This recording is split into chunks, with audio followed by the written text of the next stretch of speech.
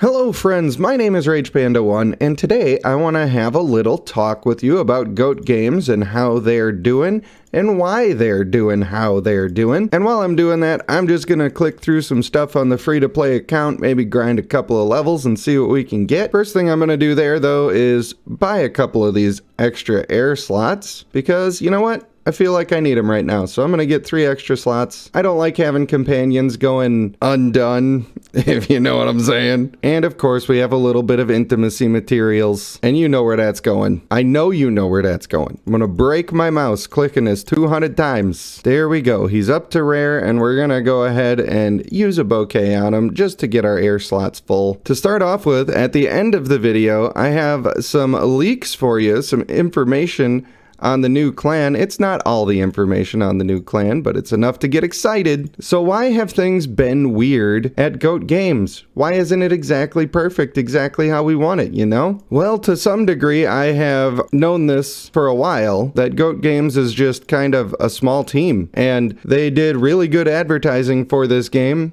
And when they did really good advertising for this game, they put themselves in a tight spot because they ended up needing to govern more things than they were able to do as a small team, and things got a little bit off the rails for a while. I think most people would agree with that. I think some of the decisions they've made could be best described as scrambling, and I think most people would agree with that. If you're wondering why I'm making my Luxuriant my max level character, even though she doesn't do that much damage, it's because I'm already struggling for gold, and she does a great job at giving me a lot of gold. She's the best in the district, and she's my only epic, so she's being invested in. I mean, she's a fine champion, don't get me wrong, she's good to use, but also she's being mostly invested in so that I get that good money. She's making a quarter of my total cash right now per minute, so that's why we're doing that. And we're also going to start upgrading our Doombringers, our male Doombringers, for the same reason. So we're going to put ourselves in the shoes of GOAT Games right now, and just think about making a game with a relatively small team, and this game blows up, okay? You start making a little bit of money, you start investing that money into advertising, and the thing just keeps snowballing and snowballing and snowballing. Next thing you know, you got super crowded servers. You end up making more servers just so that you can actually handle making the game function properly. Unfortunately, that became a bit of a band-aid solution, and it worked for a little while, but it's really not working now, and we all kind of know about that, don't we? Also, these mite packs that I'm looking at right here, sorry to be ADHD on you, but these mite packs are different than the ones that I have suggested that people buy. The $13.99 ones that I suggest people buy come with 8 stones, not 5. I'm not sure if they changed that and made them not as good, but if they did, it's not worth buying anymore, and don't buy these packs with only 5 stones for $13.99. You want the ones with 8. The one with 10 stones for $19.99, now it starts to become worth it again. But really, the only thing we care about from these packs is the stones. All this other stuff is extra. You're not spending your diamonds for this, so don't buy that crap. The only one in here that is really worth it, maybe the $5.99 pack. If the event is up and you're close to getting your companion or whatever, you could buy the $5.99 and save yourself a little bit, but otherwise only buy the $19.99 ones. They're the only ones that are worth it. I'm half tempted to buy them now just to get those cheap summons for myself, but I kind of want to focus all my diamonds into intimacy first. So basically what I'm saying is that GOAT Games is suffering from success. You know what I'm saying? They got too big for their own britches a little bit, and things got a little bit out of control. The good news is they are working their hardest to actually get things back under control, and their band-aid fix about the servers is being addressed. It's #1 on their priority list to figure out server merges and to get that correct. So we can all be really happy with that, because I know a lot of servers are having an issue with that. My server has not been one of the servers that has had that issue. I consider that to be partially because I was recruiting people to the server, and people are less likely to bail on a server if it's staying healthy. So with those things combined, I think that's kind of how that went down. So adding on top of that, we're going to talk more about this small team and the choices that they made, which were not always great choices, and why I'm becoming a little more okay with it. #1, I have made apps before, or at least I've been the artist for apps before, and so I know a little bit about how that goes and how it feels when you're trying to make your game successful and you're scrambling to make decisions when you've got demands from people. I think where it all went wrong is that they made female Lionstone too strong, at the beginning of the game, and they made warriors and assassins too weak, and so it became the burst meta of the Lionstone and the mages, and they wanted to find a way to make that not work anymore. And their way to make that not work anymore was the Devala clan. Unfortunately, the male came out and he was totally broken, like not in a good way. His features didn't work, kind of broken. Like he didn't get his healing. Their clan trait was broken for a long time.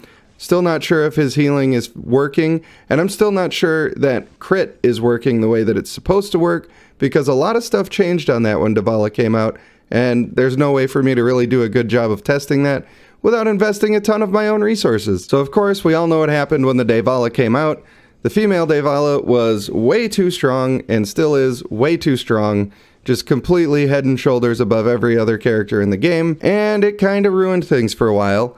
It's still a little bit ruined, but the releases that we've seen since then, the White Eyes were made to counter female Lionstone still, obviously. That's the entire thing that the male White Eyes does, is he nerfs the buffs that you get, and the thing we were complaining about was the buffs that you get. But then we ended up getting a bunch more clans with a bunch of stuns and shields and things that do a fairly good job of countering female Devala. Especially this new female archer, I think, is very good. In combination with male Yevnayan, you can really control some energy gain, and I think that's going to be very useful for you. And so when they're working out all of this balance stuff, which we were screaming about, I don't know if you've been in any of the forums, but people were screaming about that stuff. I think that's why the extra game modes kind of fell behind a little bit and didn't get the attention that they needed. I think they had to devote some extra resources to readjusting some of the clans, some of their release schedule. Certainly, we made them change the structure of how they were running events. For instance, how you were able to get the city skin.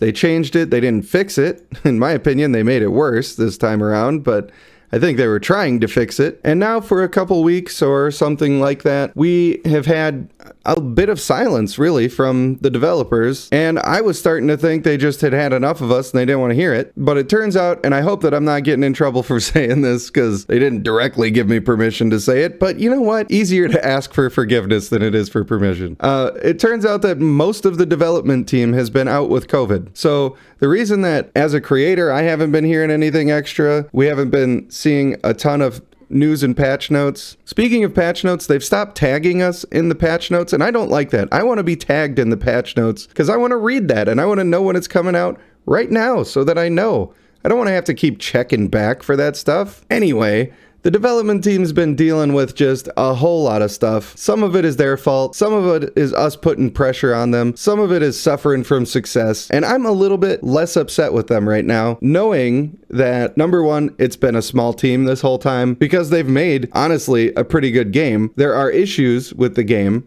right? But that's a pretty good game for a small team to have made. So now we've had our server merges at the top of the list. That's like the most important thing for them to fix, in my opinion, if they want the game to succeed. We've got the team getting back on the job, starting to get over the sickness, the itis, and I have confirmation that their main goal for 2023, above anything else, is polishing the game and getting it in the working state that it deserves to be in. Now, not every bug that's in the game is game breaking, and every game does have bugs, but having them focus on that is going to be an absolutely huge thing, and it's going to make the game really awesome again. And one thing that I hope that they address is making nothing scale off of campaign. I want to just push campaign as hard as I possibly can, and I want it to have no other effect on my account besides unlocking new features like Dungeon Descent and Summoning Stone and stuff like that. So the game is headed in a great direction, and I have even better news for you if you made it to the end of this video.